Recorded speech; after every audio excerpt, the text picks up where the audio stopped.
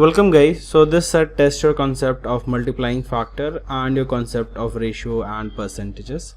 Let's see this. Mr. Anand, a property dealer, seeing the booming real estate market in India, invested in 4 properties A, B, C, D, E, investing rupees 50 lakh each in 2 of them and 70 lakhs each in the other 2. Okay. So 2 properties would be 50 and 50 and 2 properties would be of 75 and 75 each. Fine. Each of these 4 properties were located in different cities: Bangalore, Hyderabad, Chennai and Gurgaon, in no particular order. Fine. He was expecting a return of 10%, 20%, 40%, 60% from properties A, B, C, D respectively. So we can mark it out over here that A, B, C, D, this would give a return of, A would give a return of 10%, B would give a return of 20%, C would give the return of 40% and D would give the return of 60%. Now, returns from the property are defined as the change in the value of property after 1 year expressed as a percentage of the initial value, that we all know. During the year, in exactly one of Hyderabad and Bangalore, due to huge IT boom, the returns were twice that was initially expected returns. So from Bangalore or Hyderabad, in one of the cities, the return would be doubled. So it would be multiplied by 2. While in exactly one out of Chennai and Gurgaon, due to some favorable government returns, policy changes, the returns were 1.5 times. Okay. So from Chennai and Gurgaon, exactly one city, the return would be multiplied by 1.5, right, or 3 by 2. For the properties in the remaining 2 cities, the returns realized during the year were only half. Okay, so exactly one city would be 2 times, exactly one city out of these 2 would be 1.5 times, and for the remaining 2 cities, the return would be 1 by 2, or the multiplying factor would be 1 by 2 of the return. Now let's see the question. Question number 1 is, if property B is located in Bangalore, so this is fixed that this would be in Bangalore, and the returns on the property in Bangalore were twice of that initially expected returns. So initially expected returns, this B is in, this property B is in Bangalore, initially expected return is 20%, now it is doubled, so the expected return would be 40%. Now if it is 40%, my multiplying factor would be 1.4, right? Then which of the following statement would necessarily be false? Now the first statement is, Anand earned a return of not more than 48% on average. So we need to find what would give the maximum return. Fine. In order to find the maximum return, now this is the city, this Bangalore getting doubled. Now we need to find the maximize the return. Okay, now to ease the calculation, what we can do is that, as everything is in terms of percentages, we can take the simplest value of these numbers. So for 50 I can take 2, and for 75 I can take 3. Now the total sum of the property would be 10. So you can see that I have eased my calculation, right? Now let's come back over here. Now I have to maximize this. In order to maximize, let's suppose this 60% return investment will fetch, or it would be multiplied by 1.5. If it is multiplied by 1.5, it would be 90%. So my multiplying factor would be 1.9. Now these are the property values 2, 2, 3, 3.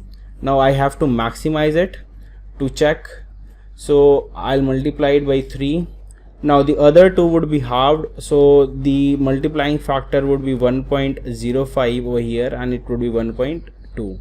Now in order to maximize it, I'll multiply 3 over here, and I'll multiply 2 over here, because these are the values of the property, and the total property I have taken it as 10 by simplifying it. Hope you are getting this point. Now this has completely eased my calculation. Now what would be the total return now? Now if let's sum this up, this is 2.1, this is 4.2, this is 2.4, this is 5.7. So this would be the maximum return, right? because I've multiplied the maximum possible value of the property to the maximum returning percentage or the multiplying factor. So let's sum this up quickly. 7 plus 4 is 11, 11 plus 2 is 13, 13 plus 1 is 14, 4, carry 1, this is 6, plus 2 is 8, 8 plus 4 is 12, 12 plus 2 is 14. So 14.4. My initial cost of the property was 10. Now the final, which is maximum, is 14.4. So the return percentage is 44%. So maximum value is 44. Now first statement is definitely, or what we can say, that return was not more than 48%. So this is a correct statement. This is a correct statement, and we need to find the statement which is necessarily false. So this option gone, right?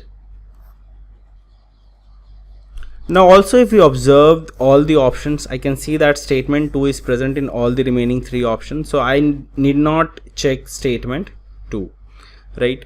And now the return was 44%, and I can see this number in option 3. It is saying that if Anand earned an average of 44%, so we can take this case, rupees 75 lakh was invested in property D. So 75 lakh over here means 3. So yes, this is a possibility, and we need to find necessarily false statement. So this statement can also be eliminated, or this option can also be eliminated. Now what we are left with the fourth statement. Let's try to, if possibly, if we can eliminate this option or not. Now what is fixed is the multiplying factor for property B, which is in Bangalore. Now we need to cross check with the statement 4, and we need to get to this return percentage, which is 40.5%.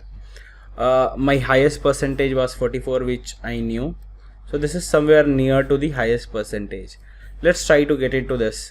So can I take it as 50% increase or 1.5 as multiplying factor? So my multiplying factor would be 1.9. Let's multiply it by 3. Now in order to completely nullify this statement, I'll give 3, which is 75, equivalent to 75 over here. Okay, let it be like this.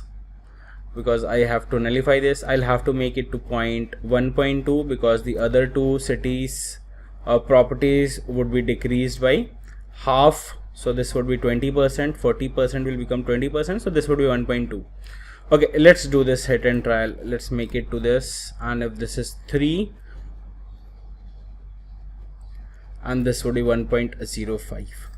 So this is 5.7, this is 2.4, this is 2. This is how much? 2.8, and this will give 3.15. Fine. So 7. Okay, 5. 7 plus 4 is 11. 11 plus 8 is 19. 19 plus 1 is 20. Carry 2. This is 7 plus 2 is 9. 9 plus 2 is 11. 11 plus 2 is 11 plus 3 is 14. So I can see that this will give me a return of 40.5%. Right, I can easily see this because initial property cost is 10. So 40.5% I have achieved by giving the 75 lakh property to 75 to A, right? So this statement is also nullified, so we are left with this. So this is the correct option. Now question 2 talks about minimum return. So we can easily find the minimum return. We know that one of the return would be doubled, one of the return would be 1.5 times 1, and the other 2 returns would be halved. So we need to find the minimum value of the return. So let's make these highest return as half of what exactly it is. So half of 60 would be 30%, then my multiplying factor would be 1.3.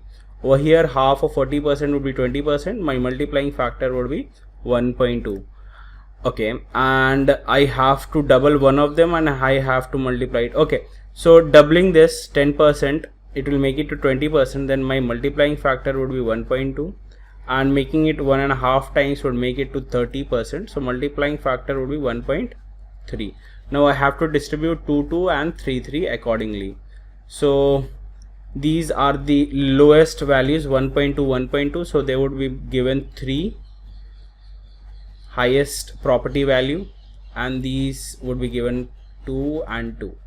Now it's easy. This is 3.6, this is 2.6, this is 3.6, and this is again 2.6.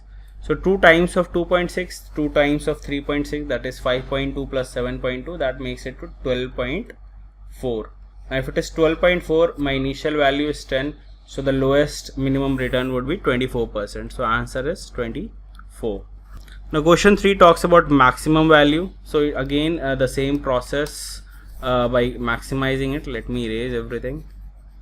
Now as we have to maximize, let's double this return. If we double this return, this would be 120%. When it is 120%, my multiplying factor would be 2.2. okay, this would be 1.5 times, so this would be 1.6.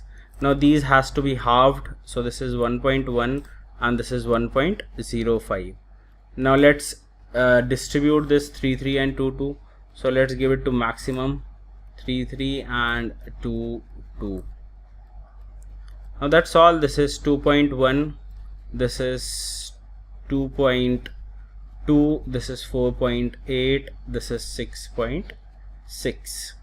now if we sum this up, 6 plus 8 is 14, 14 plus 2 is 16, 16 plus 1 is 17, carry 1, so this is 7, 7 plus 4 is 11, 11 plus 2 is 13, 13 plus 2 is 15, so this is 15.7. now if it is 15.7 and 10, so the percentage return is 57%, right?